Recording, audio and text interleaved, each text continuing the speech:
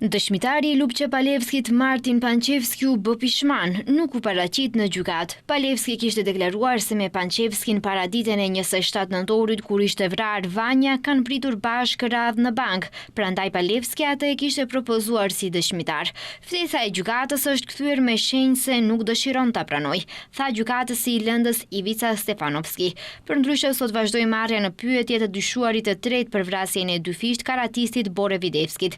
Ai mohon çfarë do lloj lidhje me grabitjen dhe vrasjen e Vanjas dhe Pançes, dhe se gjatë kohës së vrasjes së Zhezhovskit tha se ka qenë në punë, kurse gjatë vrasjes së Gjorçevskas ka qenë duke fjetur në selinë e partisë së djatha.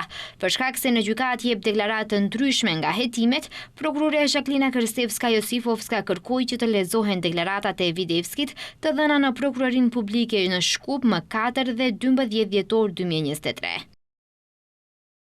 E gjitha ishte dakorduar pa e ditur unë. Velibor më përmendi se do të kërkohem para, unë isha në krizë dhe pranova.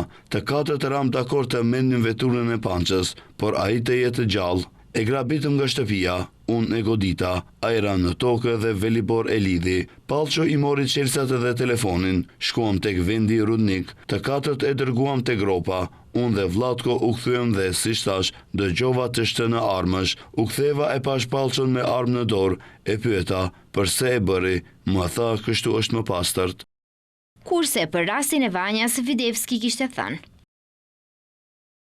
Palço më tha se ishte njoftuar nga babai i vajzës se nesër do të shkonte në shkollë e vetme dhe duhet të grabitet. Plani ishte të kërkonim para dhe t'i ndajmë ato.